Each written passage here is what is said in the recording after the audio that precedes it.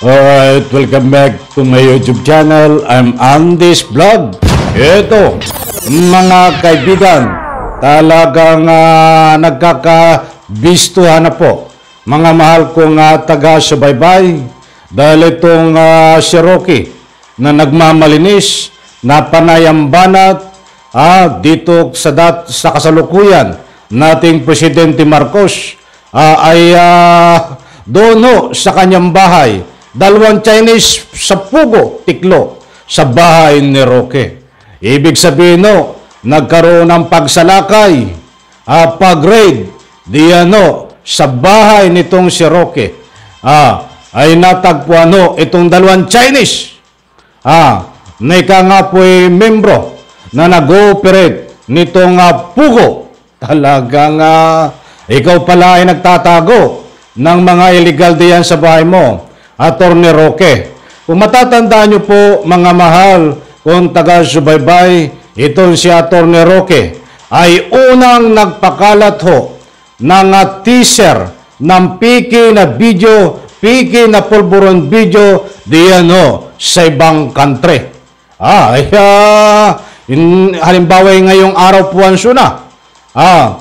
One day before Suna ay pinakalat ang teaser ng piki na pulburon video ng ating kasalukuyang Pangulong Bongbong Marcos. Kaya isa rin ito sa iniimbestigahan, isa rin na alam ko na makakasuhan tungkol dito sa piki na pulburon video. Ay matindi rin ang mga banat nito, matinding pagsisinungaling, mga mahal kung taga-subaybay. Ba't ito nga ngayon lang pong araw na ito, July 27, itong mainit-init pa, na ika nga po'y pag-raid sa bahay ni Attorney Roque ay sabit siya dito dahil nagkakandong siya nitong very controversial na mga Chinese na ika nga po'y illegal na nagtatrabaho diyan sa Pugo, mga kaibigan.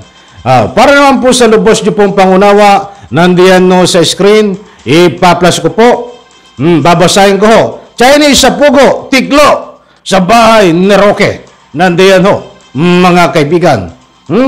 So, babasahin po natin, buhat po dito sa DCRH, shoutout DCRH News. Itong artikulo po na babasahin natin, isang mainit-init pa.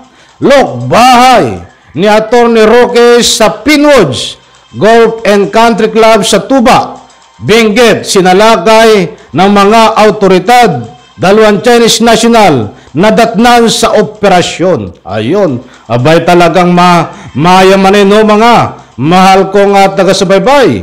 Ay talagang mahal ho diyan. Pag nagkaroon ng isang property, diyan sa nabanggit na Pinwoods Golf and Country Club sa Tuba, Benguet, ay yan po, ay mahal. Mahal po ang presyo dyan, mga kaibigan. Hindi bale, kayang-kaya po ni Roque yan. Dahil siya po ay maraming pera na galing sa Pugo. Yan po ay mga aligasyon na di umano ay isa rin na nagbibigay ito ng proteksyon dito sa tinatawag na illegal na Pugo na ngayon ay nagdeklara ang ating Pangulong Bongbong Marcos na totally ban, alisin na ang pag-ooperate lahat ng Pugo Hub sa ating Republika ng Pilipinas. Nako po, ay malaking kawalan nito kay Roque. Malaking kawalan nito sa mga kasangkot. Kasi ito malaking pera ito. Dahil mga illegal lang nangyayari nagalawan sa loob po nitong Pugo na ito. Basahin po natin, mga mahal kong taga-subaybay. Ito, nandiyan po sa screen.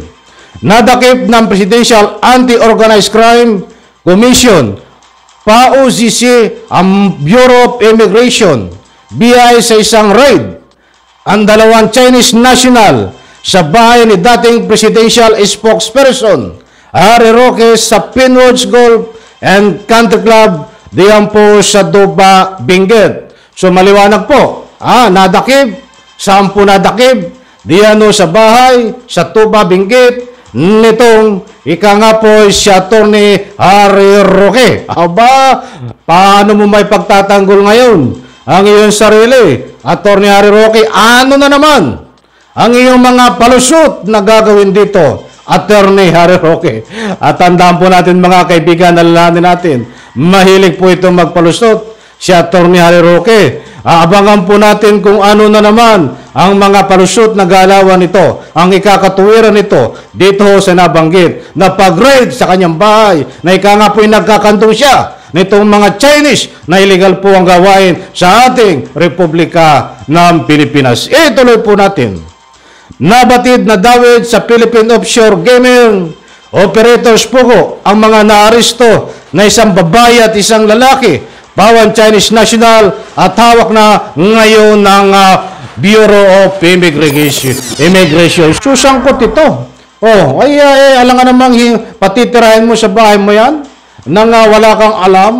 Ha? Oy, Diyos mio, ano na naman ang iyong ikakatuwiran, Atty. Harry Roque? Alam ko gagawa ka na naman, itutwist mo na naman ang isyo, magagalit-galitan ka, ibubunton mo na naman sa pamahalaan, ibubunton mo na naman dito sa kasalukuyang Pangulong Bongbong Marcos.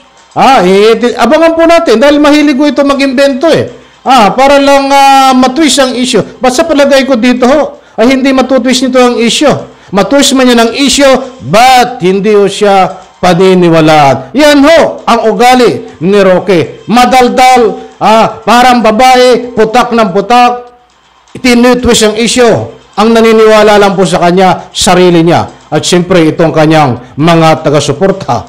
Di po ba? Ba't taong bayan? Atty. Roque, hindi ka paniniwalaan.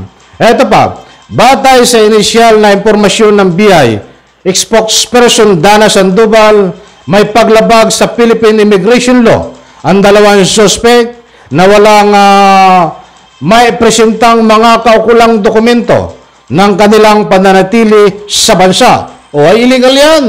Kung walang dokumento, palayasin, kasuhan, kung dapat kasuhan. Ay tayo nga tayo po ay pabalik-balik lang diyan sa ibang country, Hong Kong. Kapag may mga Pilipino diyan, na ikangahoy, illegal alien, walang dokumento, automatic kukulong. Bakit hindi rin ipatupad sa Republika ng Pilipinas? Na kapag walang dokumento, ang isang tao ay illegal na naninirahan sa ating Republika ng Pilipinas, ikulong din. Nagagawa nga na ibang bansa Kawawa ang mga Pilipino diyan sa ibang country, kapag ikangaho ay walang dokumento, kulong, gawin din dito sa atin. Ituloy po natin.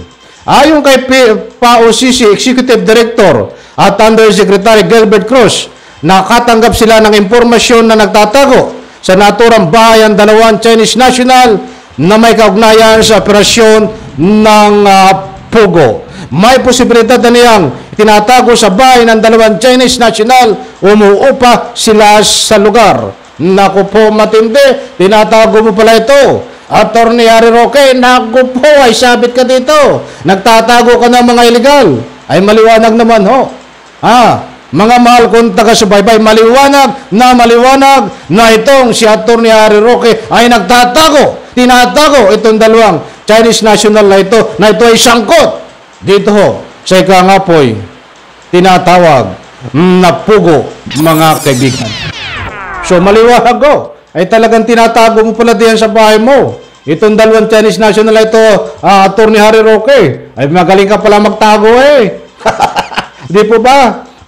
May posibilidad ang iyang itinatago sa bahay ang dalawang Chinese national